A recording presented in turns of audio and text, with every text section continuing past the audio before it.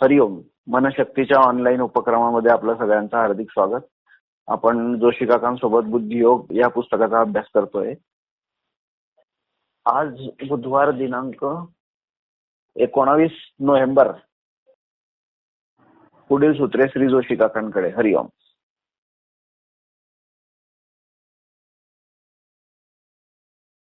बुद्धियोग मधला पाठ 17वा आहे आपला आणि प्रबंध 9 योगातला बुद्धिवाद हा जो प्रबंध आपण सुरू केला होता मागचा, त्याचा अत्यंत सुरुवातीचा भाग फक्त झालेला आहे आणि बाकीचा बराचसा भाग आपल्याला घ्यायचा आहे.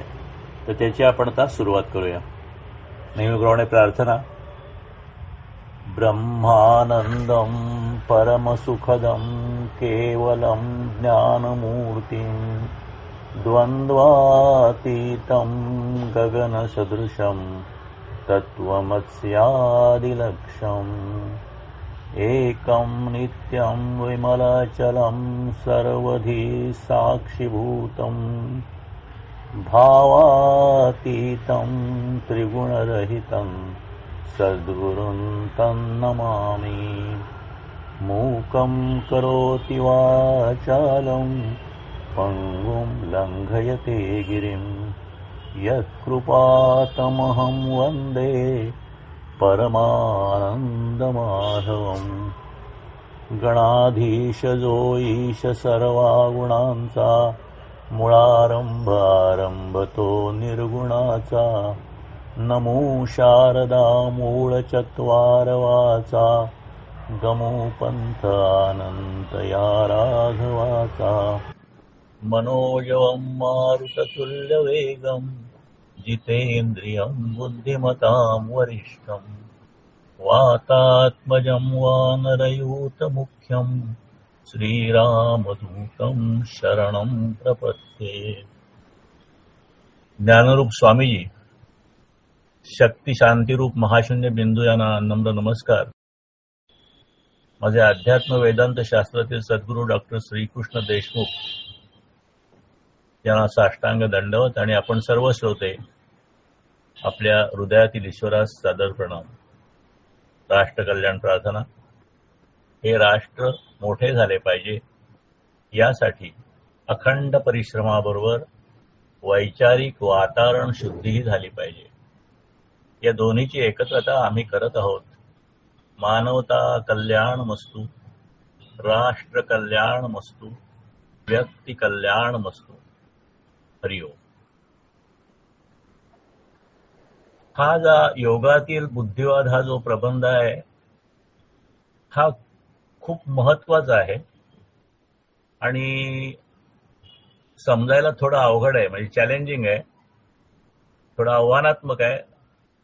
कारण ह्याच्यामध्ये योगशास्त्राची सांगड शरीरशास्त्राशी, म्हणजे शरीरशास्त्रात ज्या वेगळ्या वेगळ्या प्रक्रिया चालतात त्याचा आणि योग प्रक्रियाची सांगड घालण्याचा हा एक युनिक अभ्यास स्वामीजींनी इथे केलेला आहे. या प्रबंधातला संदेश समजणं पण खूप आवश्यक आहे, कारण तो महत्वाचा प्रबंध आहे आणि म्हणून जरी तो अवघड असला तरी तो आपण सोप्या भाषेत, म्हणजे ज्यानी आपल्यापैकी कोणी हा प्रबंध 9 वाचण्याचा, 9 किंवा 10 पुढचे ते वाचण्याचा प्रयत्न केला असतील तर मी काय म्हणतो ते समजेल. कारण ह्या प्रबंधातील संदेश समजणं खूप आवश्यक आहे, पण तो सोपा नाहीये. म्हणून त्यातल्या त्यात तो सोप्या भाषेत पण सविस्तरपणे आपण समजून घेण्याचा प्रयत्न करणार आहोत.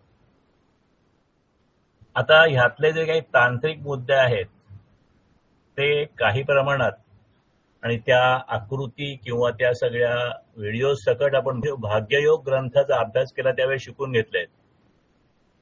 आणि म्हणून या प्रबंधातला काही भाग लक्षात येण्यासाठी हे काही पूर्वीचे संदर्भ सुद्धा घेतलेले आहेत. कारण ते संदर्भ, कारण त्या ठिकाणी सुद्धा योगशास्त्र शरीरशास्त्राची सांगड आहे. तिन्ही ग्रंथात, 4ही ग्रंथात ती आहे, पण इथे जरा थोडी अधिक समजायला अवघड आहे. पण मागचे संदर्भ म्हणून सुद्धा घेतलेले आहेत. आणि म्हणून खरोखर ज्यांना समजून घेण्याची खरोखर जिज्ञासा आहे, व्यवस्थित, कारण समजून घेण्यासाठीच आपण हे सगळं करतोय, तर अशी जिज्ञासा असेल आणि समजा जरूर वाटत असेल तर या पूर्वीचे पाठ परत एकदा ऐकणं उपयुक्त होईल. म्हणजे मी तुम्हाला रेफरन्सेस देत राहीन, पण ते पाठ परत परत ऐकलं तर हे सगळं समजायला सोपं जाईल. पण तरी सुद्धा एवढं सगळं जरी लक्षात घेतलं तरी या पाठाची एक जबाबदारी म्हणून टेक्निकल गोष्टी ज्या आहेत किंवा तांत्रिक गोष्टी ज्या आहेत त्याच्यामध्ये अत्यंत खोलवर न जाता विषय समजून घेण्यासाठी जो आवश्यक भाग आहे तो भाग आपण समजून घेण्याचा प्रयत्न करणार आहोत. आता ही गृहपाठाची आवश्यकता का असते हे करण्यासाठी आपण हा सगळा योग ग्रंथांचा उपक्रम कशासाठी घेतोय त्याचाही आढावा ह्या बऱ्याच मोठ्या मध्यंतरानंतर घेणं योग्य ठरेल. बघा, योग ग्रंथात कुठला विचार केलेला आहे? माणसाच्या सर्वसाधारण भौतिक सुखाचा म्हणजे आपली ही जी संसारिक किंवा आपल्या ज्या रोजच्या गरजातली जी सुखं असतात त्या सुखांचाच पण नीतिमत्ता आणि समता तत्व आधारित अशी जी सुखं घ्यायची त्याचा विचार आणि त्याचा उपयोग करून व्यक्ती कल्याण आणि समिष्ट कल्याण साध्य, म्हणजे माणसाचंही कल्याण झालं पाहिजे, प्रत्येक व्यक्तीचंही कल्याण झालं पाहिजे आणि त्याच्याबरोबर समाजाचंही, राष्ट्राचंही कल्याण झालं पाहिजे, हे साध्य आहे. आणि हे साध्य करणं हे सगळ्या स्वामीजींच्या कार्याचं सूत्र आहे असं एक प्रकारे आपल्याला म्हणता येईल. आणि योग ग्रंथात पण तेच साध्य आहे. आणि या सूत्रावर योग ग्रंथातील जी काही का आहे, जे काही आता सगळं आपण अभ्यास करतोय तो एकीकडे माणसाच्या आकांक्षा, मानवी आकांक्षा, त्या आकांक्षा पूर्ण करण्यासाठी जे काही प्रयत्न करतात त्यातल्या समस्या आणि त्या समस्यांच्यावर उपाय, याचा उपाय किंवा ह्याचा उहापोह आपण सगळ्या मागील विवेचनाच्या माध्यमातून समजून घेण्याचा प्रयत्न करतो आहोत, पुढे करणार आहोत. आता हे सगळं कशासाठी? की आपण एक साधक आहोत, आपण साधना करतो आणि या साधनेचं ध्येय आहे. आणि या साधनेचे ध्येय आपण मागे याच्यासाठी एक स्वतंत्र पाठ घेतलेला आहे, परंतु अगदी थोडक्यात म्हणजे आपल्या ज्या प्रार्थना आहेत त्या प्रार्थना आपल्याला आपल्या ध्येयाचं स्वरूप सांगतात. सकाळची 7-8 प्रार्थना, मी माझ्याच कर्मबंधनातून निर्माण झालो आहे आणि या कर्मबंधनातून सुटून जाण्याचा कोणताही सोपा मार्ग नाही. आता कर्मबंधन का निर्माण झालेलं आहे? कारण कुठलंही कर्म करत असताना आपल्याला त्या कर्मापासून फळाची अपेक्षा असते आणि फळाची अपेक्षा ठेवली की त्या फळाचं म्हणजे त्या कर्माच्या परिणामाचं बंधन आपल्यावर निर्माण होतं. आणि म्हणून त्या प्रार्थनेत सांगितलंय की मी दररोज सर्वांगाने अधिकाधिक शुद्ध होण्याचा प्रयत्न करत आहे. हा शुद्ध होण्याचा प्रयत्न कसा करायचा एकीकडे कर्म करत असताना ते या योग ग्रंथात सांगितलेलं आहे. यज्ञ प्रार्थनेमध्ये सांगितलंय आत्मज्ञानासाठी मी तुला शरण येतो. म्हणजे साधकाचं जे अंतिम साध्य आहे ते आत्मज्ञान आहे. एकीकडे बद्ध आहे की ज्याला काहीच काही करायचं नाही आणि दुसरीकडे सिद्ध आहे, तो सगळ्या गोष्टी करून पुढे गेलेला आहे. आणि ह्याच्यामध्ये साधक आणि मुमुक्षु ह्या गोष्टी येतात आणि अंतिम ध्येय जे सिद्ध होण्याचं आहे ते आत्मज्ञान मिळवण्याचं आहे. म्हणजे आपल्या प्रार्थना आपल्याला आपलं ध्येय सांगतात. मी सांगत नाहीये अहंकार गळो, अज्ञान पळो, जमवून घेण्याची शक्ती उपजो, हा स्वप्रकाश प्रार्थनेतलीच मागणं आहे आपलं. नंतर दिन दिन मेरा ज्ञान कर्म बढ़ेगा तो एक दिन सब जग मेरा ही बनेगा, म्हणजे स्वतःची शुद्धी. अंदर कुछ दुश्मन जरूर सही, बाहर मेरा कोई दुश्मन नहीं, अंदर कुछ शत्रु जरूर सही. म्हणजे हा जो आतला माणूस आहे की आतला जो काही शत्रू आहे तो शत्रू, मग तो फळ स्वरूपात असेल, तो स्वार्थ स्वरूपात असेल, तो कुपमंडू कृतीच्या स्वरूपात असेल, त्याच्याशी आपल्याला झगडा करून आपल्याला एक व्यक्ती म्हणून सुधारायचंय आणि सुखी व्हायचंय. अशा पद्धतीचा हा सगळा अभ्यास आहे. आता हे सगळं ध्येय एकदम पुरं होणार आहे का? तर हे अवघड आहे, कोणालाही अवघड आहे. बोलणं सोपं आहे, करणं सोपं नाहीये, पण प्रयत्न तर करायला पाहिजे. एकदम ध्येयपूर्ती होणार नाही. आपली मनाची अहंकार, इच्छा, सुखी होण्याची इच्छा, काही प्रमाणात स्वार्थ एकदम सुटणार नाही, पण ती कमी त्रासदायक होण्यासाठी करावयाच्या उपायांचा अभ्यास योग ग्रंथात दिलेला आहे आणि तो आपण सारांश रूपाने समजून घेतो. आणि अल्टिमेटली हा बुद्धियोग ग्रंथ संपला की श्रद्धायोग आपल्याला बघायचा आहे. आणि या श्रद्धायोगामध्ये या सगळ्याचा अंतिम उपाय जो श्रद्धा आधारित आहे तो आपण बघणार आहोत. आता सुखप्राप्तीच्या प्रयत्नात आपण सुखप्राप्तीसाठी प्रयत्न करतो. सुख आपण बघितलेली आहेत. सुखांचं स्वरूप जी इंद्रिय सुख आहेत ती शब्द स्पर्श रूप रस गंध या प्रकारची सुख असतात आपल्याला. त्याच्यानंतर अहंकाराची सुख आहे, यश सत्ता संपत्ती कीर्ती प्रतिष्ठा मान सन्मान या सगळ्या गोष्टीसाठी आयुष्यावर माणसं प्रयत्न करत असतात.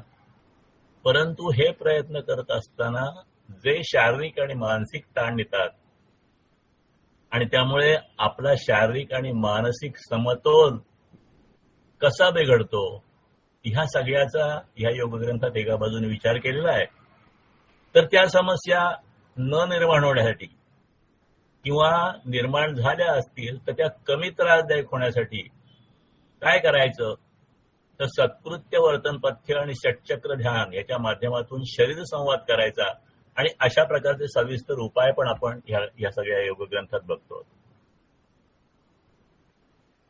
आता हे या इच्छापूर्तीच्या ज्या प्रयत्नामध्ये शारीरिक समस्या निर्माण होतात, अंतर्गत शारीरिक स्थिती निर्माण होते, आपल्या शरीरामध्ये ज्या वेगळ्या वेगळ्या सिस्टीम्स आहेत त्या सिस्टीम्सवर काय परिणाम होतात हे ह्या ग्रंथामध्ये वेगळ्या वेगळ्या चार्ट आकृत्या यांच्या सहाय्याने सांगितलेलं आहे. आणि आपण अर्थातच हे ग्रंथ बघत असणार त्यामुळे आपल्याला या सगळ्या आकृत्या आणि चार्ट साधारण माहीत असतील. आपण सुद्धा आतापर्यंत ते बघितलेले आहेत आणि इथनं आपण डिस्प्ले पण केलेले आहेत. आणि अशा पद्धतीने आजपर्यंत आपण हा सगळा बराचसा भाग झालेल्या विवेचनातून समजून घेतला आहे, समजून घेण्याचा प्रयत्न केलेला आहे. काय काय समजून घेतलं आहे थोडक्यात जर का आपण हे बघितलं तर एक आपल्याकडे षटचक्र आहेत आणि त्यांचा प्लेक्सेसशी संबंध आहे. मग षटचक्र ही योगातली संकल्पना आहे. आज ह्यावेळेला आजच्या पाठामध्ये आपण ते अधिक पुढे बघणार आहोत. पण षटचक्र ही योगाची संकल्पना आहे, ती शरीरशास्त्राची नाही. आणि प्लेक्सेस ही बाकी सायन्सची म्हणजे तुमच्या शरीरशास्त्राची संकल्पना आहे. पण या षटचक्र आणि प्लेक्सेसचा संबंध आहे हा आपण बघितला. त्याच्यानंतर आपली ऑटोनॉमस नर्वस सिस्टीम मध्ये सिम्पॅथेटिक नर्वस सिस्टीम आणि पॅरासिम्पॅथेटिक नर्वस सिस्टीम्स ह्या आपण अनेक वेळा मागच्या पाठामध्ये बघितलेले आहेत, त्याचे व्हिडिओ पण बघितलेले आहेत. आता ह्या सगळ्या आणि अशा अनेक गोष्टींचं कार्य, त्या सिस्टीम्स मधले महत्वाचे अवयव, त्याबद्दल आवश्यक माहिती आपण समजून घेण्याचा आपण प्रयत्न केला आहे. आणि बऱ्याच वेळा आपण ही मांडणी अत्यंत विस्ताराने आणि अनेकदा शक्य असेल तेव्हा व्हिडिओच्या सहाय्याने सुद्धा केलेली आहे. अर्थात परत परत मी सांगतो की हे सगळे पाठ म्हणजे एखाद दुसरा पाठ सोडून सगळे पाठ युट्यूबवर उपलब्ध आहेत. म्हणून खरोखर ज्यांना जिज्ञासूने अभ्यास करत असेल त्यांनी ते पाठ बघावे. न समजलं तर ते बघितलं तर अधिक समजेल.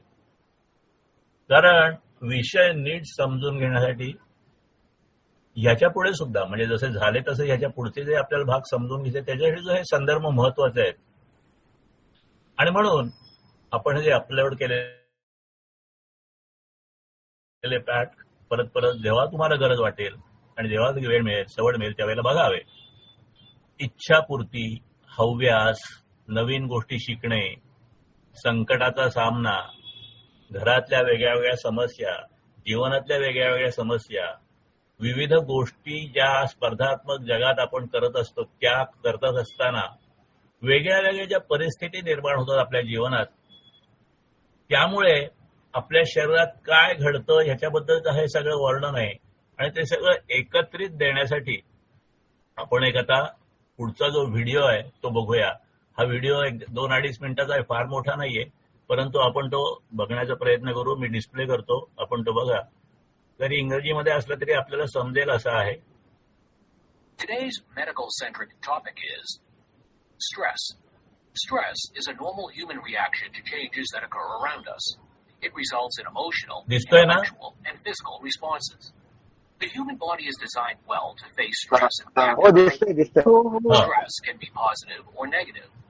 Positive stress keeps us alert, motivated, and ready to face everything. But stress becomes a problem when it continues for a longer duration without a moment of relief and relaxation.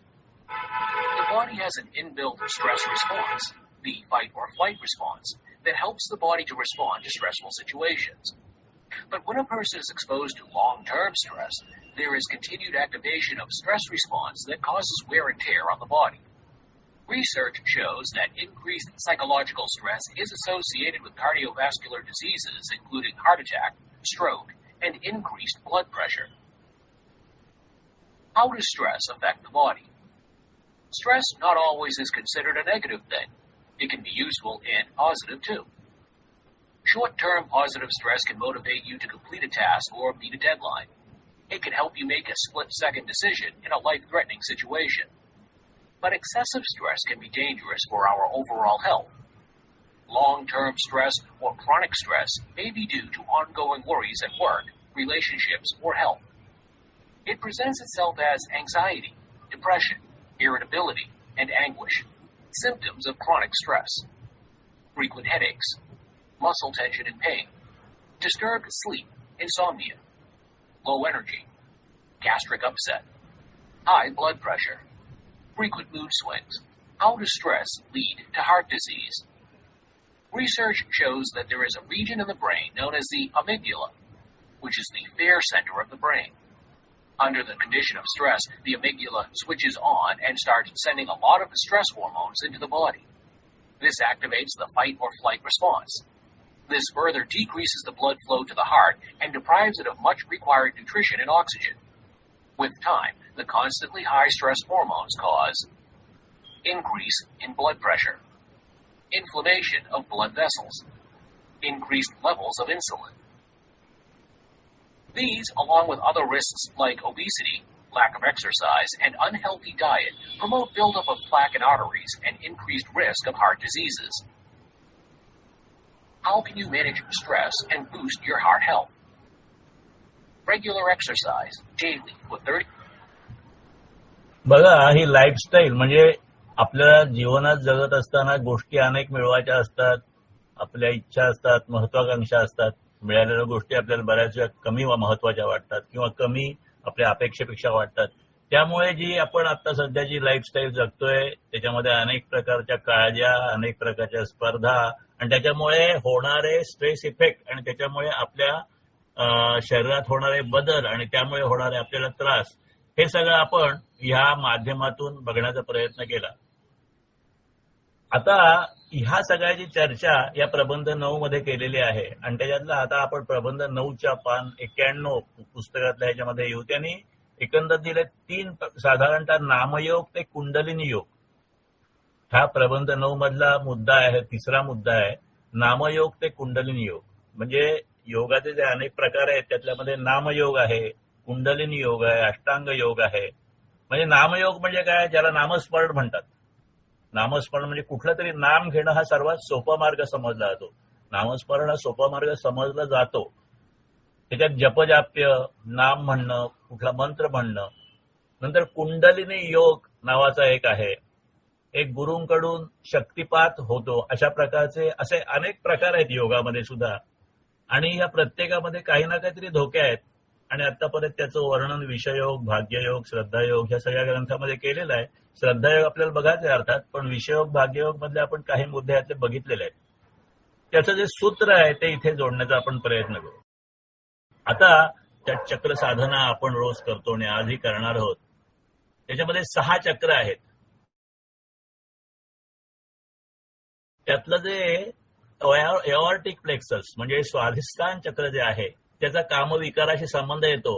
स्वाधिष्ठान चक्राशी हे एऑर्टिक प्लेक्स जे आहे ते मिळतं जुळतं आहे आणि त्यामुळे काय ज्या गोष्टी होतात हे आपण विषयोग मध्ये पण बघितलेले आहे, काही प्रमाणात भाग्ययोग मध्ये पण बघितलेलं आहे. एकंदर जी चक्र आहेत त्यांची नावं अशी आहेत की मूलाधार चक्र जे गुदद्वाराजवळ आहे किंवा पाठीच्या कण्याच्या एकदम खाली आहे.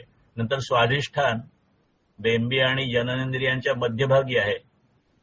त्याच्यानंतर नाभी चक्र किंवा मणिपूर चक्र आहे. नंतर हृदयाशी अनाहत चक्र आहे. कंठाजवळ विशुद्ध चक्र आहे आणि मेंदूजवळ आज्ञा चक्र आहे. ही 6 चक्राची साधना आपण करत असतो.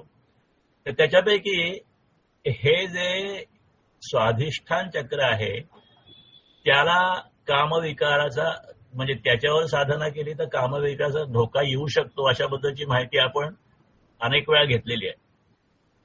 आता कोणी म्हणेल की स्वाधिष्ठान चक्रावर साधना न करता अन्य ठिकाणी करावी आणि त्यासाठी आपण विषयोगमध्ये प्लीहा चक्रावर साधना केली होती. म्हणजे ज्यांनी बॅचलर्स आहेत त्यांना जर काही षटचक्र करायचे असेल तर त्यांनी ती करावी ते आपण बघितलं आणि आपण अनेक साधनेचे सेशन्स त्या चक्रावर सुद्धा करून घेतलेले आहेत. आता एखादा माणूस अशी शंका घेऊ शकतो की जर का या स्वाधिष्ठान चक्रावर आघात होत असेल आणि तो आघात झाल्यामुळे आपल्याला जर का काही दुष्परिणाम निर्माण होत असतील तर तो फक्त साधना करतानाच होतो का? किंवा त्यांनी समजा की आपण रामस्मरण केलं, राम राम श्रीराम जय राम जय जय राम, आता ह्याच्यामध्ये सुद्धा किंवा कुठलंही नाम तुम्ही घेतलं तरी त्यातल्या एवढे जे शब्द आहेत एवढे जे स्वर आहेत त्या स्वरापैकी व्यंजनापैकी कुठल्या तरी शब्दाचा आघात एअरोटिक प्लॅक्सेसवर होतो किंवा स्वाधिष्ठान चक्र जागृत होतं आणि त्यामुळे जे काही धोके होतात ते येऊ शकतात. जरी प्राणायाम केला त्याच्यात जे कुंभक आहे, प्राणायामामध्ये कुंभक म्हणजे श्वास रोखून ज्या ठिकाणी धरलं जातं तो राखून धरला तरी सुद्धा एअरोटिक प्लेसेसवर किंवा या स्वाधिष्ठान चक्रावर आघात येतोच. म्हणून काहीही केलं तरी स्वाधिष्ठान चक्र नावाची एक अदृश्य वस्तुस्थिती आपल्या शरीरात आहे ती आपण टाळू शकत नाही असं त्याच्यावर आर्ग्युमेंट असू शकेल. आता याच्यामध्ये प्राणायामाचा विशेष केलेला आहे आणि कुंभकाचा विचार केलेला आहे. तर कुंभक आणि प्राणायाम बद्दल थोडीशी माहिती बघूया. प्राणायाममध्ये काय करतात, एका इनहेल म्हणजे श्वास घ्यायचा, श्वास रोखायचा आणि श्वास सोडायचा, त्यातला जो रोखायचा भाग आहे त्याला कुंभक म्हणतात. कुंभकाचे प्रकार आहेत अंतरकुंभक म्हणजे श्वास पूर्णपणे आत घेतल्यानंतर फुफ्फुसात रोखून धरणं, हा एक याला पूरक म्हणतात. नंतर एक बाह्य कुंभक आहे, श्वास पूर्णपणे बाहेर सोडल्यानंतर म्हणजे रेचक झाल्यानंतर फुफ्फुसामध्ये हवा नसताना श्वास रोखून धरणं. रेचक म्हणजे पूरक म्हणजे हवा आत घेणं, कुंभक म्हणजे हवा रोखणं आणि रेचक म्हणजे हवा शोधून देणं. तीन ज्या प्रक्रिया प्राणायामामध्ये येतात त्यात एक येते इनहेल म्हणजे श्वास आत घेणं, त्याला पूरक म्हणतात. श्वास रोखून धरणं त्याला कुंभक म्हणतात आणि श्वास सोडून धरणं त्याला रेचक म्हणतात. आता ह्या सगळ्या जर का अंतरकुंभक, बाह्य कुंभक, केवळ कुंभक म्हणजे कुंभकाचे फायदे घेतले तर त्याच्यामुळे कुंभकामुळे किंवा प्राणायामुळे काय काय फायदे होतात तर त्याच्यात थोडक्यात असं त्यांनी दिलंय की मज्जासंस्था ही जी आहे त्याच्या कार्यक्षमतेच्या पातळीत वाढ होऊ शकते, श्वसन सक्रिय होऊ शकतं, ऑक्सिजनची देवाणघेवाण सुधारते. ऑक्सिजनची देवाणघेवाण सुधारल्यामुळे एकाग्रता पातळी वाढू शकते आणि रक्ताभिसरण प्रणालीवरचा जो ताण आहे तो कमी होतो, असे काही फायदे त्याचे दिलेले आहेत. अर्थात आपला प्राणायाम हा काही पूर्ण अभ्यासाचा विषय नाही, परंतु हे जे चक्र आहे हे चक्र जे आहे परत एकदा आपल्या डोळ्यासमोर ते यावे म्हणून हे मी एक स्लाइड शेअर करतो. चक्राची जी आहे शेअर ती हे बघा, उजवीकडली आकृती बघा, ते 6 चक्र दाखवलेली आहेत. मूलाधार चक्र सर्वात खालचं, त्याच्यानंतर स्वाधिष्ठान चक्र, त्याच्यानंतर नाभिकमल चक्र किंवा नाभी चक्रच म्हणतात आणि नंतर वरती एक प्लीहा चक्र आपण जर बघितलं जे बायपासमध्ये आपण वापरलेलं आहे. त्याच्यानंतर हृदयाशी अनाहत चक्र, नंतर गळ्याशी विशुद्ध चक्र आणि 2 भुवयांच्या मध्ये आज्ञा चक्र. आणि ह्या डाव्या आकृतीत ही सगळ्या गोष्टी दाखवलेल्या आहेत, परंतु वरती शून्य चक्र म्हणजे सहस्रोदर चक्र सुद्धा दाखवलेलं आहे जे साधनेमध्ये या षटचक्री साधनेमध्ये आपण वापरत नाही. आपली साधना ही आज्ञाचक्रापर्यंतच असते. हे कायम अशा सगळं करत असताना हे सगळं लक्षात ठेवा आणि आपल्याला ध्यानाच्या वेळेला सुद्धा हे उपयोग पडतं. तर ह्यातलं जे स्वाधिष्ठान चक्र आहे त्याच्याबद्दलची चर्चा जास्त केलेली आहे.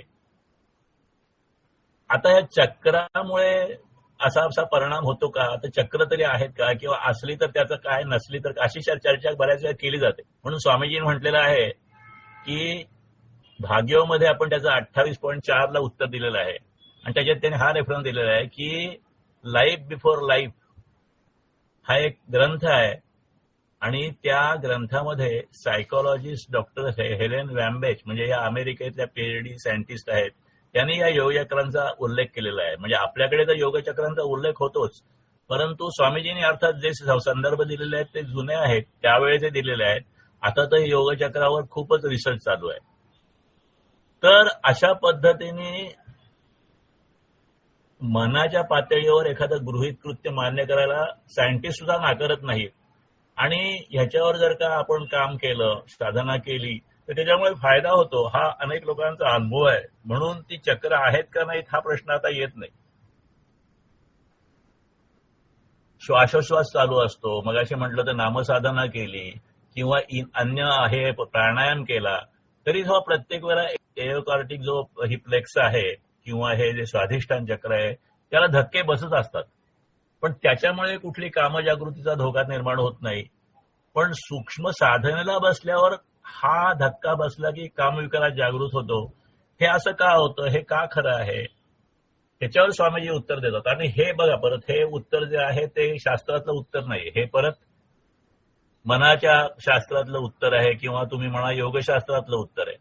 तर स्वामीजी म्हणतात की स्वाधिष्ठान हे विकार जागृतीचं सहकारण आहे. म्हणजे स्वाधिष्ठानवर साधना केल्यानंतर विकार जागृती होते हे बरोबर आहे, पण ते मुख्य कारण नाही. मुख्य कारण काय आहे तर संकल्प आहे. कोणाचा संकल्प? साधना करणारा संकल्प. आता मग ते म्हणतील की स्वामीजी म्हणतात की आपल्याला आश्चर्य वाटेल की एकदम स्वाधिष्ठान चक्राला ओलांडून आपण एकदम संकल्पाकडे मुख्य कारण म्हणून कसे काय वळलो. त्याच्यावर ते म्हणतात की स्वाधिष्ठानमध्ये स्व घडवण्याचा संकल्प आहे. स्व अधिक अधिष्ठान म्हणजे स्वाधिष्ठान. म्हणजे स्वाधिष्ठान चक्र हे एक प्रकारे स्वतःचं मूळ आहे. आपल्या निर्मिती चक्राचं ते मूळ आहे आणि ते मूळ जे आहे ते स्वाधिष्ठान चक्रात येतं. आता हे कसं आहे ते आणखीन थोडा त्याचं आपण स्पष्टीकरण बघूया. स्वचा संकल्प निर्माण झाल्याशिवाय स्व निर्माणच झालेलं नाही. म्हणजे व्यक्तीचा जन्म झालेला आहे, माझा जन्म झालेला आहे, कारण कशामुळे झालेला आहे तर माझी जन्म घेण्याची इच्छा होती त्यामुळे माझा जन्म झालेला आहे. प्रत्येक व्यक्तीचा जन्म त्याच्या त्याच्या इच्छेप्रमाणे झालेला असतो. त्याचा पुढचा भगवद्गीतेचा रेफरन्स पण आपण नंतर बघणार आहोत. म्हणून कुठलीही निर्मिती प्रक्रिया संकल्पाशिवाय झालेली असू शकत नाही. आणि त्या ठिकाणी स्वाधिष्ठानमध्ये तो संकल्प असतो, तो मूळ स्थितीत किंवा सुप्त स्थितीत किंवा अप्रकट स्थितीत असतो. आणि सर्व जीवनाच्या पार्श्वभूमीवर तो चिरस्थित राहतो, कायम राहतो. आता साधना आपण करतो म्हणजे काय करतो? षटचक्र साधना म्हणा, नामसाधना म्हणा, कुठली साधना, नामस्मरण साधना, जी कुठली स्मरण म्हणजे काय असेल ते आपण काय करतो की फक्त आपण टेक्निकल ती क्रिया करतो का? नाही. आपण साधनेमध्ये बसतो, साधनेचा संकल्प करतो, आपापल्या पद्धतीने प्रार्थना करतो, नंतर आपण मन एकाग्र करतो, डोळे बंद करतो, बाहेरचं पाहणं थांबतं. अशा पद्धतीने ह्या सगळ्या गोष्टी झाल्यानंतर जी बाह्य निर्मितीची क्रिया जी आपल्याकडे होत असते ती हळूहळू शांत होते. ती शांत झाली की आपलं मन आत जातं. मग अंतर्निर्मितीची क्रिया सुरू होते. आणि ती जेव्हा सुरू होते त्यावेळेला मूलाधार चक्रापासून स्वाधिष्ठान चक्रापर्यंत तो जो प्रवास होतो त्या मूलाधार साधनेच्या वेळेला त्या मूलाधाराची स्वच्छतेची क्रिया घडते. जेव्हा स्वाधिष्ठानावर येते त्यावेळेला स्वाधिष्ठान चक्राची स्वच्छतेची क्रिया घडत असताना आत्मशोधनाची पाळी येते, कारण त्या ठिकाणी आत्मशोधनाचं मूळ आहे. आणि म्हणून ते निर्मितीचं किंवा जननशीलतेचं प्रतीक आहे. म्हणून तिथे ते सगळी साधनं एकवटून पुढे जातोय. हा जो स्व जन्माला आलेला आहे किंवा प्रत्येकाचा जन्म झालेला आहे, माणसाचा जन्म झालेला आहे, तो तसं बघितलं तरी कुणाच्या तरी म्हणजे आई वडिलांच्या म्हणा कामप्रेरणेतून किंवा माध्यमातून निर्माण झालेला आहे. आणि त्या बीतून निघालेलं झाड पुन्हा कामप्रेरणेचं बीज धरीतच जगते. हा सगळा बुद्धियोगचा भाग आहे 93 पानावर दिलेला. परंतु ह्याला आध्यात्मिक कारण असं आहे आणि संत एकनाथांनी जो हरिपाठ लिहिलेला त्याच्या त्यांनी लिहिलेला आहे आणि मागे पण आपण हा रेफरन्स घेतलेला आहे.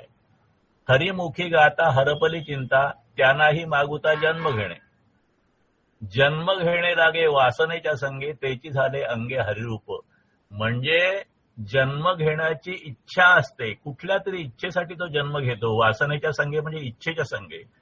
आणि म्हणून त्या इच्छेचं जे बीज रूप संकल्प आहे ते जन्माचं कारण आहे. आणि त्या सगळ्याचं मूळ अधिष्ठान हे स्वाधिष्ठान चक्र असल्यामुळे आपल्याला तो त्रास होतो. म्हणजे संकल्प आहे मूळ जन्म घ्यायचा. जन्म घेतल्यामुळे जन्म झालेला आहे. आणि ह्या सगळ्या संकल्पाची जी स्थानरूप ठिकाण आहे ते आहे आपलं स्वाधिष्ठान चक्र. स्वतःचा वासना संकल्प हे जन्मकारण आहे. आणि सूक्ष्माचा शोध, अंतरशक्तीचा शोध, स्वतःचा शोध आपण ध्यानामध्ये घेत असतो. आपण ध्यान घेताना काय प्रश्न विचारतो पहिला? प्रत्येक ठिकाणी, प्रत्येक चौकात कोहम, मी कोण आहे, मी कोण आहे, हा स्वतःचा शोध घेता घेता मग उत्तर येतं सोहम, तू त्या परमेश्वराचाच एक भाग आहेस. अशा पद्धतीचं ते उत्तर येतं. पण सोहम किंवा कोहम मध्ये स्वतःचा शोध घ्यायला लागल्याबरोबर त्या शोधाचं जे स्वाधिष्ठान चक्र आहे ते जागृत होतं. आणि ही नैसर्गिक प्रक्रिया, ही लॉजिकल प्रक्रिया आहे.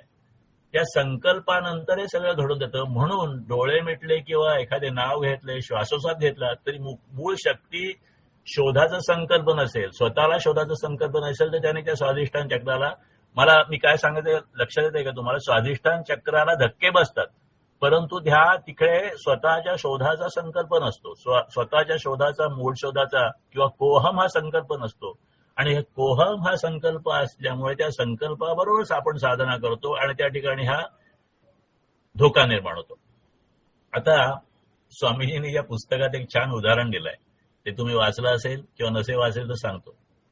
आता एखादं पुस्तक आपण वाचतो, त्या पुस्तकाचं वाचता वाचता कोणी आपल्याला सांगितलं थांबा जरा, आणि आता या पुस्तकातल्या तुम्ही ज्या गेल्या 4-5 ओळी वाचल्या त्या 4-5 ओळीत किती आश्चर्य होते सांगा बघू. पुस्तक आपण वाचतोय, पुस्तक आपण समजून घेतोय, आणि पटकन कोणीतरी सांगितलं थांबा आणि ह्या गेल्या 5 ओळीमध्ये किती अक्षर होतंय हे सांगा, तर आपण सांगू शकू का? तर नाही सांगणार. का नाही सांगू शकणार? आपण ते अक्षर वाचली असती, त्या प्रत्येक अक्षरावरून आपण गेलेला असतो, त्याचा अर्थ समजून घेतला असता. परंतु आपला संकल्प अक्षराची संख्या मोजण्याचा नसतो, तर त्याचा अर्थ शोधण्याचा संकल्प असतो. म्हणजे एखादी गोष्ट केली तरी ती घडत नाही जर का संकल्प नसेल तर. बऱ्याच वेळा आपण बघतो की आपल्या डोळ्यासमोर एखादी गोष्ट असते, परंतु आपल्या मनात जर का दुसरं विचारचक्र चालू असेल तर एखादा ओळखीचा माणूस समोरून गेला तरी आपलं त्याच्याकडे लक्ष जातं, आपण त्याला बघतो, परंतु आपल्या डोळ्यात ते रेषीय होत नाही. म्हणजे हा संकल्प आहे, हा खूप महत्वाचा आहे. आणि म्हणून मुख्य कारण संकल्प आहे. आणि आपण जेव्हा साधनेच्या संकल्पाने डोळे मिटतो आणि त्यावेळेला आपल्या स्वशोधाचा कोहमचा जो संकल्प असतो, त्यामुळे एओरेटिक प्लॅक्सिस किंवा स्वाधिष्ठान चक्रावर एक आघात घडतो. आणि तो आघात जो आहे तो स्वशोधाचा असल्यामुळे, स्वतःच्या निर्मितीचा असल्यामुळे, आणि त्या सगळ्या निर्मितीचं मूळ ते वासनेत असल्यामुळे, कामविकारात असल्यामुळे ते तिथे जागृती होते आणि धोका निर्माण होतो. बघा, हे फार सूक्ष्मपणे स्वामीजी आपल्याला पुस्तकातून समजून सांगतायत. आणि आणखीन एक उदाहरण दिलं की आपण अत्यंत प्रायव्हेसीमध्ये आलो, एकांतामध्ये आलो. काही नाही, आपला अत्यंत जवळचा मित्र आहे किंवा अत्यंत आपल्याला प्रेमळ आणि विश्वासू असा नातेवाईक आहे, आणि त्याच्याशी आपण एकांतात जर का बोलत असलो तर बऱ्याच वेळा इतरांना कधीही सांगणार नाही त्या आपण गोष्टी सांगतो. त्याप्रमाणे ह्या जशा गोष्टी घडतात त्याप्रमाणे आपण जेव्हा एकाग्रपणे डोळे मिटून स्वतःचं शोधन करायला लागतो की स्वतःशी खराखुरा संवाद सुरू होतो. आणि त्या संवादातून स्वतःचा सूक्ष्म शोध घेताना त्या एकूण आपल्या जीवननिर्मिती प्रक्रियेची किंवा जननक्रियेची प्रक्रिया ही मुळापासून कल्पनास्पर्शित होते. भगवद्गीतेनुसार अज्ञान हे जन्माचं कारण आहे, वासना हे जन्माचं कारण आहे. कारण वासना अज्ञानामुळेच निर्माण होते. मला कुठल्याही गोष्टीचं फळ मिळेल आणि त्या फळाने सुख होईल, ही आपली जी कल्पना असते, म्हणून आपण अनेक गोष्टीचे प्रयत्न करतो. ते सुख आपल्याला मिळतं सुद्धा बऱ्याच वेळा, परंतु ते सुख टिकत नाही, म्हणजे ते कायम टिकणारं सुख नाही. म्हणून आपण अशा सुखाचा पाठलाग करतो की जे आपल्याला खरं सुख देत नाही किंवा कायमचं सुख देत नाही, म्हणून ते अज्ञान समजलं जातं. आणि अशा अज्ञानाच्या पाठिंब्यामुळे आणि आयुष्यभर हेच केल्यामुळे माणूस जन्म मरणाच्या चक्रात वासाला संपतच नाही, आणि वासाला संपत नाही तर जन्म मरण चक्र संपत नाही. अशा पद्धतीने अज्ञानामुळे माणूस भौतिक जगाच्या मोहात अडकतो आणि ही जी अज्ञानता आहे ती त्याला परत परत जन्म घ्यायला भाग करते. आता हे जे अज्ञान आहे ते गीतेने जसं मान्य केलेलं आहे तसा जो शास्त्रज्ञ फ्राईड आहे की जो ह्या कामशास्त्राचा किंवा ह्या सगळ्या सायकोलॉजीचा एक ऊर्ध्वयू किंवा अत्यंत मूळ शास्त्रज्ञ समजला जातो, त्याने सुद्धा हे कामप्रेरणा त्याने अर्थात अतिरेक केलाय. फ्राईडनी खूप अतिरेक केलेला आहे. गीतेने बऱ्याचशा गोष्टी लॉजिकल मांडलेल्या आहेत, पण स्वाधिष्ठान चक्राचा, संकल्पाचा आणि वासनेचा आणि आपल्या मुळाचा हा जो सगळा संबंध आहे त्यामुळे तो मूलाधार चक्राचा जो धोका आहे तो टाळून ज्याला हा धोका निर्माण होऊ शकतो तो स्प्लेनिक किंवा स्प्लीनाचं चक्र जे आहे ते मगाशी आपण उजव्या बाजूला बघितलं त्याच्याकडे वळलं पाहिजे. हा सगळा भाग आहे. हा अर्थात परत हा टेक्निकल आहे. तुम्ही विश्वासाने कोणी सांगितलं की तुम्ही ह्या संकल्पावर न करता ह्या चक्रावर साधना करा आणि ते विश्वासाने केलं तर काहीच प्रॉब्लेम नाही, परंतु ज्याला विश्वास नाही, ज्याला अधिक समजून घ्यायचं त्यासाठी ही सगळी साधनं आहे. आता ह्याचप्रमाणे जशी स्व अधिष्ठान शोधण्यासाठी स्वाधिष्ठानची साधन आहे त्याप्रमाणे ह्या बुद्धियोगाचं जर का आपल्याला साधना करायची असेल तर स्वामीजींनी सांगितलेलं आहे बुद्धियोगासाठी विशुद्ध चक्र किंवा इनडायरेक्टली आज्ञाचक्र. विशुद्ध चक्र म्हणजे आपल्या माने 5वं चक्र आहे ते, आणि 6वं चक्र म्हणजे आज्ञाचक्र. परंतु विशुद्ध चक्राचा भाग आपण बघितलेला आहे. आणि म्हणून विवाहित असो किंवा अविवाहित असो स्वाधिष्ठान चक्राची साधना एकदा पार झाली की त्यांनी बुद्धियोगाची साधना विशुद्ध चक्रावर केली पाहिजे. अशी गोष्ट आपण इथे या ठिकाणी समजून घेतोय. आणि विशुद्ध चक्राचा आणि बुद्धियोगाचा काय संबंध आहे हे पुढच्या भागात आपण आता समजून घेणार आहोत. आणि एखाद्या चक्रावर साधना करायची ह्याचा पण अर्थ मर्यादित आहे. एखाद्या चक्रावर साधना करायची म्हणजे काय ह्याचा सुद्धा बुद्धियोगमध्ये त्याच्या एका 28.4 पॉईंटवर उहापोह दिलेला तो आपण थोडक्यात बघू. आपल्याला जेव्हा भाग्यविषयक संकल्प करायचा असेल म्हणजे भाग्ययोगमध्ये आपण ते बघितलं तेव्हा आपण अनाहत चक्रावर साधना कराल असा प्रश्न आपण त्यावेळेला उपाय सांगितला आणि ते आपण समजा करून घेतलं. कामविषयक प्रश्न असेल तर स्वाधिष्ठान किंवा प्लिहा यापैकी योग्य ठिकाणी चक्राची म्हणजे जर का तुम्ही मॅरिड असाल आणि तुम्हाला जर का स्वाधिष्ठान सुख मिळत असतील किंवा कामसुख मिळत असेल तर स्वाधिष्ठान चक्र, किंवा जर बॅचलर असतील किंवा एखादा जर संन्यास असेल तर प्लिहा चक्रावर साधना करा. अशा प्रकारचं ते आपण त्यावेळेला सगळं डिटेल बघितलेलं आहे. पण जर का बुद्धिविषयक प्रश्न असेल म्हणजे बुद्धीच्या माध्यमातून मला माझं जीवन सुखी करायचं आहे हा बुद्धियोग आपल्याला साधायचा असेल तर स्वामीजी म्हणतात तुम्ही विशुद्ध चक्रावर संकल्प ठेवून साधना कराल. आणि विशुद्ध संकल्प जो आहे तो मानेच्या ठिकाणी आहे किंवा त्या भागात आहे असं म्हटलं जातं. म्हणजे तरी नक्की काय तर त्यावेळेला तिथे ते म्हणतात की इथे चंद्रशाखा न्याय लागू पडतो. सर्व्हायकल गँगलियन जे आहे ते मानेपाशी असल्यामुळे किंवा ते गळ्याशी असल्यामुळे आपल्याला नक्की करणार नाही ते कुठे आहे, पण साधारण कळेल. आणि विशुद्ध चक्र ही सगळी चक्र तर अदृश्यच आहे, त्यांना लोकेशन नाहीये. त्यामुळे मानेजवळ आहे गळ्याजवळ असं म्हटलं पाहिजे तर आपल्याला सर्वसाधारणतः एकाग्रतेसाठी त्या चक्रावर साधना करण्यासाठी एकाग्रतेसाठी कुठला भाग वापरायचा एवढं तरी कळेल. हे कळणं म्हणजे चंद्रशाखा न्याय. चंद्रशाखा न्याय याचा अर्थ ही एक संस्कृत टर्म आहे संस्कृत वाङ्मयातली. ते असं म्हणतात की आकाशात लाखो किलोमीटरवर एक चंद्र उगवलेला आहे, चंद्रकोर उगवलेली आहे आणि आपण जमिनीवर आहोत नाही आपल्या शेजारी कोणतरी बसलेला आहे. तर आपण आकाशात बघतो आपल्याला चंद्रकोर दिसते आणि आपण आपल्या शेजारच्या माणसांना अरे तू पाहिलास का तो चंद्र कसा छान दिसतोय, ती चंद्रकोर किती छान दिसते. तर तो म्हणतो कुठे आहे तो. आणि मग आपण त्याची खूण सांगताना त्याला सांगतो अरे पहा ती झाड आहे ना त्या झाडाच्या फांदी पलीकडे चंद्र आहे. ती समोर झाड दिसतंय ती झाडाची ती आडवी फांदी आहे. त्या आडव्या फांदीचा तो एक जो भाग आहे उजवीकडला त्या उजवीकडल्या भागावर तो बघा पाठीमागच्या बाजूला चंद्र दिसतो. आता एवढं सांगितलं की त्याला बरोबर डायरेक्शन दिसतं, त्याला खूण पडते आणि त्याला चंद्र दिसतो. झाड असतं 10 हातावर आणि चंद्रकोर असते लाखो किलोमीटरवर. परंतु आपण त्याला अशी खूण देतो, ह्याला चंद्रशाखा न्याय असं म्हणतात. तर त्या चंद्रशाखा न्यायाप्रमाणे हे गळ्याजवळ विशुद्ध चक्र आहे अशा पद्धतीने ते सांगितलं जातं, परंतु ती अप्रॉक्सिमेट लोकेशन असते. म्हणून बुद्धियोगाची साधना विशुद्ध चक्राच्या परिसरात एकाग्र मनाचा संकल्प ठेवून करायची ही सूचना महत्वाची आहे. त्याऐवजी 6व्या म्हणजे आज्ञाचक्रावर सुद्धा ही साधना करता येण्यासारखी आहे, पण त्याच्यापेक्षा हे सोपा जो भाग आहे, कारण आज्ञा केंद्रामध्ये दुसऱ्या सुद्धा गोष्टी आहेत. कर्तृत्व भान आहे, अहंकार आहे, या सगळ्या सोडून देण्याचा संकल्प जास्त तिथे रिलेटेड आहे. म्हणून बुद्धियोगामध्ये आज्ञाचक्र वापरायचं असेल तर ते बुद्धी कर्तृत्वाच्या होकाराने वापरावं, म्हणजे बुद्धीवर विश्वास ठेवून ठेवायचा असेल तर वापरावं, परंतु अन्यथा विशुद्ध चक्राची साधना करावी. आणि त्यामुळे आज्ञाचक्र किंवा विशुद्ध चक्र याच्यामध्ये गोंधळ करण्यापेक्षा विशुद्ध चक्रावर राखी म्हणून ठेवलं तर कार्यभाग साधेल असं म्हणतात स्वामीजी. आणि विशुद्ध चक्र आणि बुद्धियोगाचा संबंध कसा दाखवायचा तर त्यासाठी एक त्याने या पुस्तकामध्ये आकृती दाखवलेली आहे. एका कुठल्या तरी इंग्लिश पुस्तकात स्ट्रेंग्थन युअर हार्ट नावाच्या पुस्तकातून त्यांनी ती आकृती घेतलेली आहे आणि त्यांनी सांगितलं, ही आकृती मी शेअर करतो. एक माणूस त्या फळीवर झोपलेला आहे.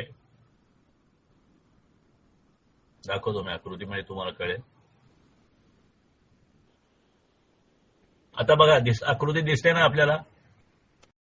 हो, दिसते. तर त्यातला 8 मुद्दा आहे त्या आकृतीच्यावर त्यात दिलेला आहे. बघा, विशुद्ध चक्र आणि बुद्धियोगाचा संबंध अर्थगर्भ आहे.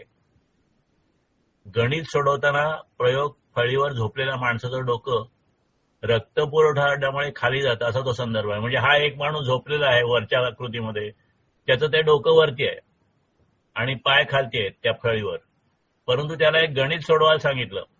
गणित सोडवायची त्याने सुरुवात केली, गणितात प्रक्रिया सुरू झाली डोक्यामध्ये की त्या फळीचं दुसरी पोझिशन येते,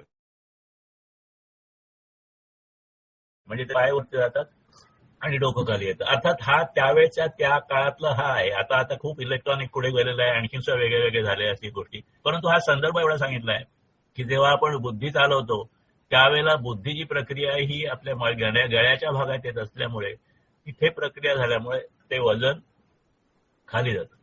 तर अशा प्रकारचा हा एक संदर्भ दिलेला आहे. हा मला वाटतंय 58 बुद्धियोगचा आहे, आपल्याला बघता येतील हा नंतर.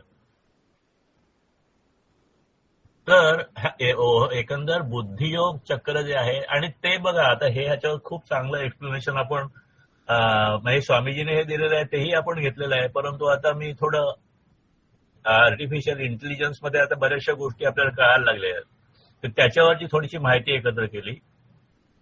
विशुद्ध चक्र म्हणजे घशाचं चक्र हे योगिक तत्वज्ञानातील एक ऊर्जा केंद्र आहे, जे शारीरिक दृष्ट्या ग्रीवेच्या पेशी आणि भौतिक शरीरातील थायरॉइड ग्रंथीशी संबंधित आहे. जेव्हा हे चक्र संतुलित असतं तेव्हा स्पष्ट आणि आत्मविश्वासपूर्ण, म्हणजे हे चक्र जेव्हा एकदम हेल्दी असतं किंवा छान असतं, सुरक्षित असतं, त्यावेळेला आत्मविश्वासपूर्ण संवाद, क्रिएटिव्हिटी, सर्जनशीलता, हार्ट आणि माइंड ह्याच्यातल्या सगळ्याचं कोऑर्डिनेशन उत्तम होतं. आणि जर का नसेल तर हे होत नाही. याच्या व्यतिरिक्त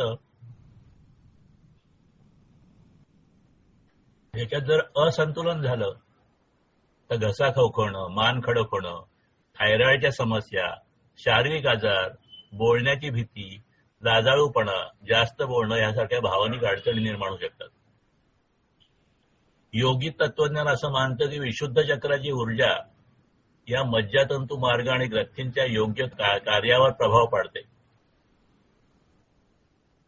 म्हणजे थोडक्यात त्याचं जर का आपण म्हटलं तर योगाच्या शास्त्रांनी जे सांगितलेलं आहे विशुद्ध चक्राचं कार्य आणि हे जे सर्व्हायकल गॅंग्लियॉन आहे ह्याचं जे शरीरशास्त्राने कार्य सांगितलेलं आहे ह्याच्यामध्ये प्रचंड साम्य आहे.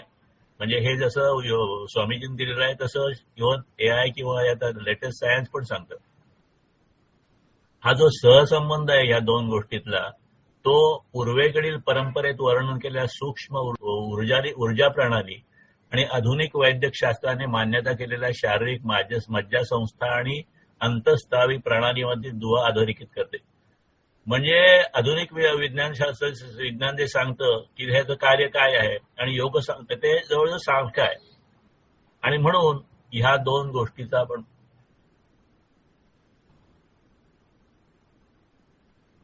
बघा, योगिक आणि शारीरिक मॉडेलमध्ये शारीरिक आणि कार्यात्मक समानता दिसून येईल. योगिक आणि शारीरिक म्हणजे शरीरशास्त्र आणि योगशास्त्र यांनी जे काही एक विशिष्ट मॉडेल हे चक्राचं तयार केलेलं आहे किंवा जी माहिती तयार केलेली आहे आणि त्याचं जे वर्णन दिलेलं आहे त्या दोन्ही वर्णनामध्ये खूप समानता दिसून येते. आता शारीरिक समानता म्हणजे शरीराच्या दृष्टीने समानता की दोन्ही म्हणतात की मानेच्या घशाच्या क्षेत्रात ह्याचं स्थिती आहे किंवा हे स्थित आहे. विशुद्ध चक्र शरीराच्या कंठ प्रदेशात मानेच्या प्रदेशात स्थित आहेत आणि हा जो ते सर्वायकल गँग्लियॉन आहे त्याच्या पेशीजालाचा भाग आणि सहानुभूती गँग्लिया ही भौतिक मानेच्या प्रमुख मज्जातंतू रचना आहेत. म्हणजे दोन्ही मानेला रेफरन्स देतात. चक्रांना बहुतेकदा शरीरातील मज्जातंतूच्या पेशीच्या ऊर्जा हे नसेल समजत तर काय फार समजण्याची गरज नाही. थोडक्यात आपण असं बघतोय की शरीरशास्त्र सुद्धा म्हणतं की ह्याचं पोझिशन मानेशी आहे. शरीरशास्त्र सांगतं की हे 1, 2, 3, 4 कामं या ठिकाणी होतात आणि आपलं जे योगशास्त्र आहे ते सुद्धा त्याची पोझिशन म्हणा त्याचं जे कार्य आहे ते सगळं सारखं आहे अशा पद्धतीने सांगतात. म्हणजे हा जो कन्क्लुजन आहे कार्यात्मक समानता म्हणजे आता ह्यांचं जे कार्य चालतं संवाद आणि भाषण, विशुद्ध चक्रामध्ये संवाद आणि भाषण शक्ती आहे, अभिव्यक्ती आहे, संवादाशी संबंधित आहे.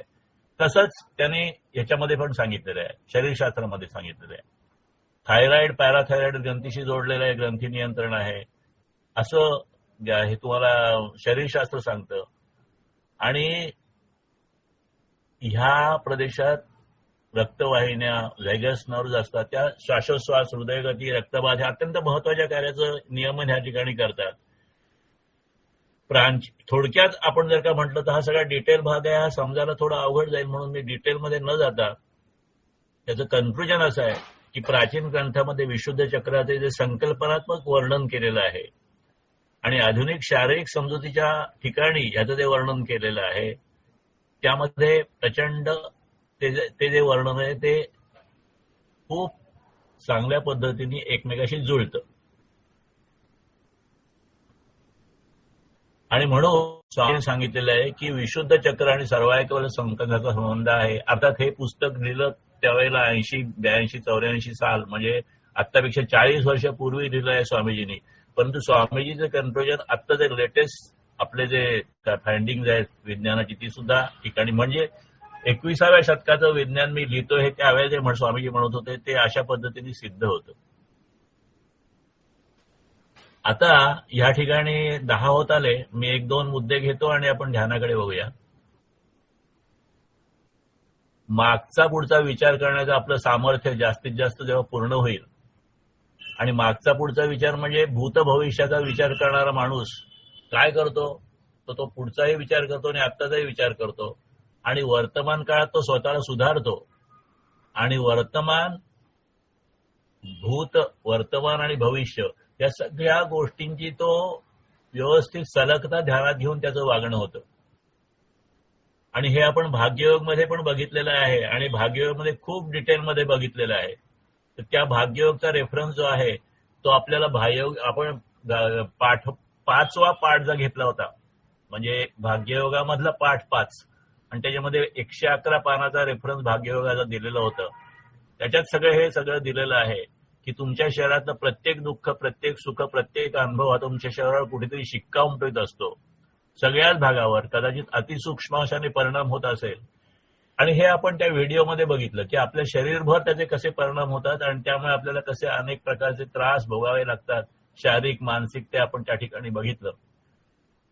आणि त्यावेळेला आपण बघितलं होतं की ताणाचे परिणाम हे हृदयावर जास्त होत असतात आणि भाग्यासाठी जे आपण ताण घेतो त्यामुळे त्या अनाहत चक्रावर त्यावेळेला साधना करायला सांगितली होती. ह्या वेळेला हे जे कार्य आहे हे कार्य विशुद्ध चक्राशी रिलेटेड आहे. बुद्धिप्रधान जे कार्य आहे, पुढचा मागचा विचार करून जे करायचं ते कार्य आहे, सगळ्या पद्धतीने जगात वावरताना काय पद्धतीने स्वतःला व्यक्त करायचं ते कार्य आहे. ही सगळी जी कार्य आहेत ती बुद्धियोगाशी किंवा बुद्धिचक्राशी नियमित असल्यामुळे या ठिकाणी बुद्धिचक्रावर साधना करायची असं या ठिकाणी सांगितलेलं आहे. हा थोडक्यात कन्क्लुजन आहे आजच्या ह्या पाठाचा. आणि हे पाठ म्हणजे ह्या ठिकाणी आपण बघतोय काय काय बघितलं आपण की बुद्धियोग हा विशुद्ध चक्राचं महत्व बघितलेलं, त्याच्यानंतर शरीरामध्ये आपल्याला अनेक गोष्टी साध्य करताना काय काय त्रास होतात ते बघितलेलं आहे, त्याच्यानंतर जो कम्पॅरेटिव्ह अभ्यास केलेला आहे तो बघितला. आणि अशा पद्धतीने ह्या कन्क्लुजनमध्ये आपल्याला एक काम करायचं आहे, ते म्हणजे एकीकडे सत्कृत्य आणि एकीकडे म्हणजे व्यावहारिक पातळीवर सत्कृत्याचं कार्य, समतेचं कार्य, निस्वार्थाचं कार्य जेवढं शक्य असेल तेवढं आपल्याला करायचंय आणि त्याला ह्या साधनेची जोड द्यायची आणि त्या साधनेला आपण आता सुरुवात करूया. परत या ठिकाणी आपलं नेहमीचं षटचक्र ध्यान सुरू करतो. या ठिकाणी आपल्याला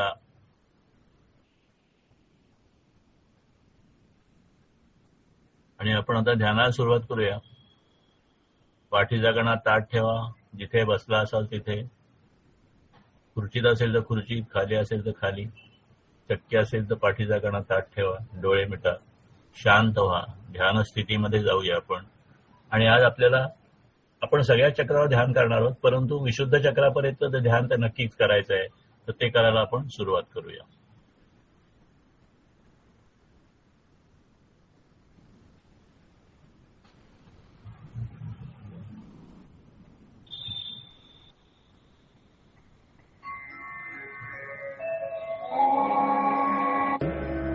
विचारू तर प्रश्न तुझ्या पेशींना, तुझ्यातर्फे कोठून आलात म्हणून विचारतो. हा, कोठून आलात? कोहम कोहम कोहम. आता तुम्ही खरे एकचित्त झाला आहात आणि तुम्हाला त्या पेशींकडून उत्तर येत आहे सोहम सोहम सोहम. तुमच्या सहज आलेलो आहोत आम्ही. किती किती आनंदाची गोष्ट. आज तुम्ही आमची आठवण काढली. तुमच्या शरीरात राहून आजपर्यंत आम्हाला विषमतेचं दुःख होतं. आज तुम्ही आमच्याशी बोललात, आठवण काढली. आम्हाला विसरू नका हं. आमच्याशी बोलत जा. आम्ही तुमच्याच बरोबर आलेलो आहोत. सोहम सोहम सोहम. पण हे जीवा, तू असं शरीरातल्या अब्ज अब्ज पेशींशी थोडंच बोलणार आहेस. सगळ्या पेशींना एकत्र म्हणून हे बोललास, ठीक केलंस. आता हाच संवाद 6 मुख्य ठिकाणी घडवायचा आहेस. कोहम सोहम ही प्रश्नोत्तर मनातच ठेव आणि तुझ्या शरीरातल्या खालच्या भागांपासून सुरुवात कर. मांडी घालून बसला आहेसच, तर कमरेच्या मागच्या भागापासून मेंदूपर्यंतचा भाग निवडूयात. तोच महत्वाचा आहे. हे जीवा, तू तुझ्या जाणीवेचा प्रचंड साठा पाठकण्याच्या खालच्या टोकाला करून ठेवला आहेस. तेथे कितीतरी वाटांनी तुझी शक्ती येते आणि जाते. शरीरातल्या या मागच्या पहिल्या चक्राचं नाव आहे मूलाधार चक्र. हा चौक महत्वाचा आहे. स्वच्छतेची केंद्र इथंच आहेत. जीव निर्माण करण्याची हत्यारं इथंच आहेत. हे प्रथम शुद्ध करायला हवं. जा, या चौकामधून नसानसांच्या वाटांनी समतेचा, ओजाचा, शक्तीचा संदेश पोहोचव. पहा पहा, अगदी तळातून एक सूक्ष्म ओज वर वर येत आहे. किती तेज त्याचं, केवढी दीप्ती. रंग सांगता येणार नाही, तरीही सर्व बाजूंनी लखलखतं तेज, बिंदूत साठवलेलं ब्रह्मांड वर वर येत आहे. पण तुझं ध्यान बिंदूवरच राहू दे. बाकीचं काम तेजाच्या उलट्या धारा आपोआप करतील. या चौकात तू यशस्वी झालास.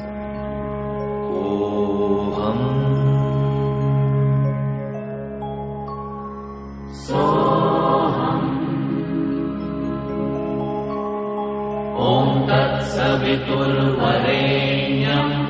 भर्गो देवस्य धीमहि धियो यो नः प्रचोदयात्.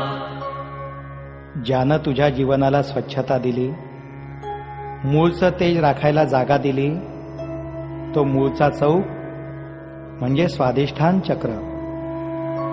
ते तू ओलांडत आहेस. तेथे पुन्हा प्रश्न विचार. कोहम कोहम. उत्तर येईल सोहम सोहम. तेज तेज तेज तेज.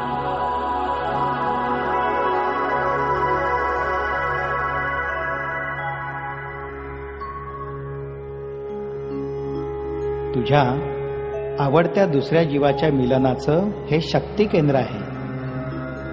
दुसऱ्यावर अवलंबून असणारा वैवाहिक आनंद तू पत्करलेला आहेस, तर त्याचं उत्कृष्टत्व इथं जागृत होईल. यापुढे तुझं तेज, तुझी शक्ती आता स्वाधिष्ठान चक्रात पोहोचली आहे. स्व अधिष्ठान, माझं अधिष्ठान असं तू म्हणावंस असं हे स्थान आहे. तुझ्या मुलाबाळांचं प्रेरणास्थान आहे. तसंच दुसऱ्या दृष्टीनं तू जेथून निर्माण झालास त्या स्थानाचं प्रतीक आहे हे. इथं फुललेल्या स्फुल्लिंगानं ते प्रतीक अधिक तेजस्वी, शक्तिवान, धैर्यवान, वीर्यवान बनेल. शरीरातल्या समतेप्रमाणे दुसऱ्या शरीराशी समबंध राखील. अखेरच्या समतोल वाटचालीचा हा एक आवश्यक उच्च समभोग तू तटस्थपणाने पाहिलास. याचा उपयोग तुला नंतर होईल. तुझ्या कुटुंबाचं, संकुल मानवतेचं त्यातून कल्याण होईल. कर्तव्यपूर्तीच्या उद्गारांनी तू हा चौक ओलांडतो आहेस. वीर्य रसांचा कुंभ येथे निर्माण होत असला तरी त्यासाठी लागणारं अन्न नाभी केंद्राच्या पुढच्या चौकातून येणार आहे. तिकडे तू नंतर लक्ष देणार आहेस. तूर्त तुझ्या शरीरशुद्धीची ही सगळी क्रिया चांगली करण्यासाठी खालून वर येत असलेली सूक्ष्म शक्ती वर वर यायला हवी. ती इथंच आहे. तू द्रष्टा होऊन ती पाहतो आहेस. मूलाधार चौकातून स्वाधिष्ठान चक्रात पोहोचलेली ही शक्ती तू द्रष्टा होऊन पाहतो आहेस.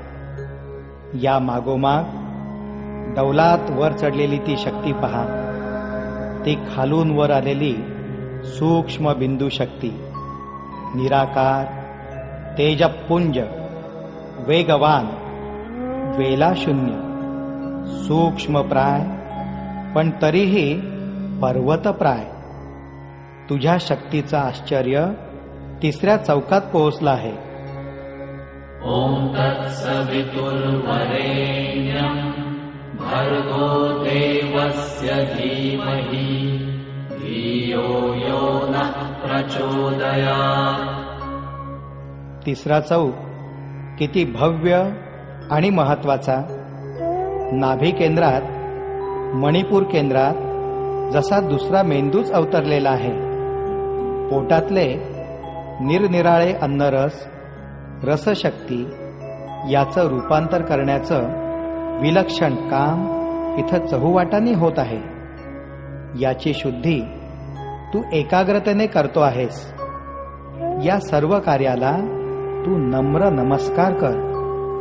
त्याची चौकशी कोहम न करणार आहेसच. तुझ्या सर्व अन्नाचं सुरेख शक्तीत रूपांतर करणारे हे तुझे पेशी सहकारी आहेत. त्यांना दिवसभर शांतीने वागव. संतापाचे लोट तू आत पोटात सोडणार नाहीस. त्यामुळे तुझं अन्न शुद्धच राहील. अशी तुझी बुद्धी शुद्ध राहो. याही चौकात तू यशस्वी झाला आहेस. कोहम कोहम कोहम सोहम सोहम सोहम. ॐ तत्सवितुर्वरेण्यं भर्गो देवस्य धीमहि धियो यो नः प्रचोदयात्. चौथ्या चौकात गतिशून्य गती तू अनुभवणार आहेस. केवढं आश्चर्य आहे. तिसऱ्या चौकात अन्न तयार होण्यासाठी जी गती लागली ती वाटण्याचं कार्य या अनाहत चक्र चौकात चाललं आहे. तू ती शक्ती धसमुसळेपणाने वापरू नकोस. शांत प्रवाहीपणानं या चौकातून ती गती जाऊ दे. तुझ्या जीवनाचं चक्र अखंड चालवणाऱ्या या चौकात उभा राहून विचार. कोहम कोहम कोहम. केवढी नीरव शांतता, निस्तब्ध शांती, अगदी शांत शांत.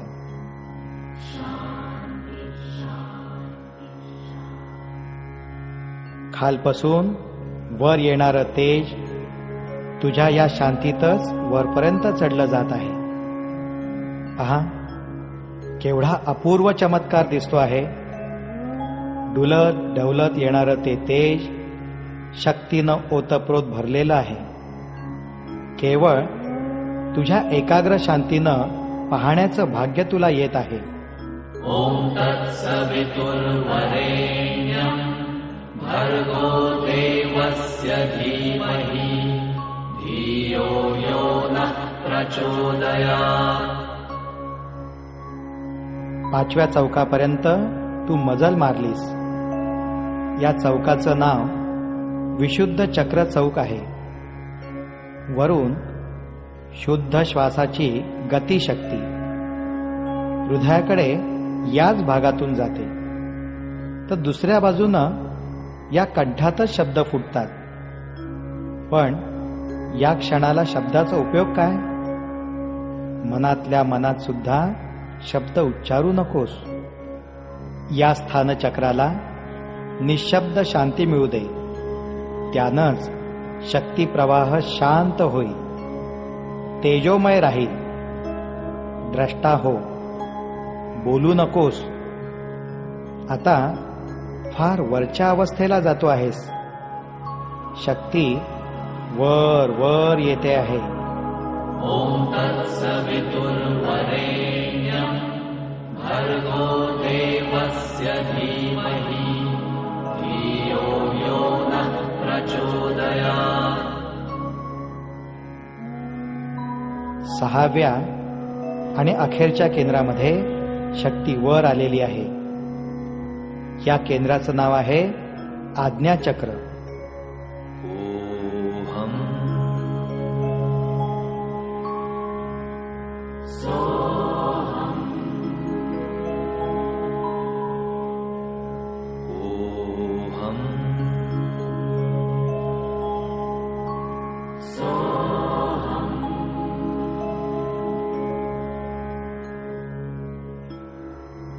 अरे जीवा, इथूनच तुझ्या आज्ञा सुटत होत्या. पाहण्याच्या, ऐकण्याच्या आणि तुझ्या सगळ्या आज्ञा वल्गना इथूनच सुटत होत्या. जरुरीपेक्षा जास्त संकल्प करण्याचं स्थळ इथंच होतं. याच पेशींच्या साहाय्याने तू सगळ्या महत्वाकांक्षेच्या पाठीमागे सगळी शक्ती उधळत होतास. ठीक आहे, तुझ्या महत्वाकांक्षा पुऱ्या होण्यासाठी शक्ती राखशील का नाही? उत्तम उन्नतीसाठी काही काळ शांती पाहिजे. ती तुला इथल्या पेशींशी समजूत करूनच साधेल. तर मनानं सुद्धा पाहायचं थांबव. अगदी पूर्ण पूर्ण पूर्ण. आता पूर्ण कल्पना शून्य हो.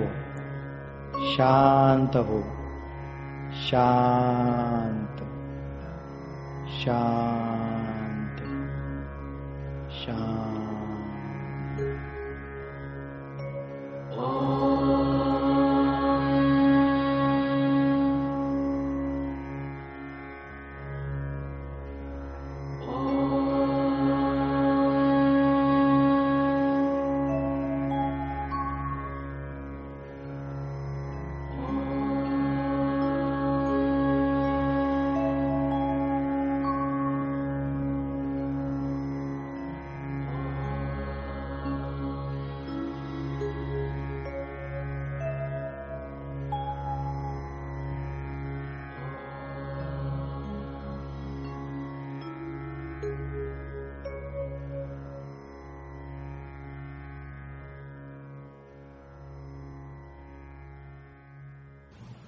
या स्थितीमध्ये आपण आत्मचिंतन प्रार्थना करू.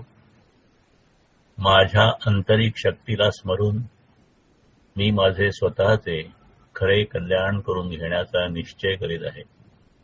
माझे व्यक्तिमत्व आजवर मी जसा वागलो तसे बनले आहे.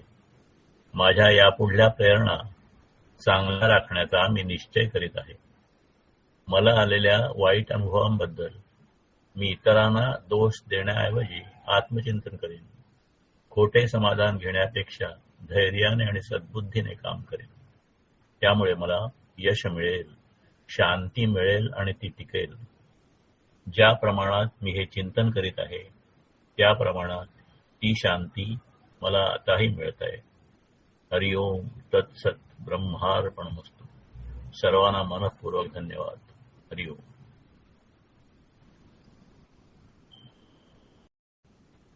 ठीक आहे, शांती लॉग आउट होऊया.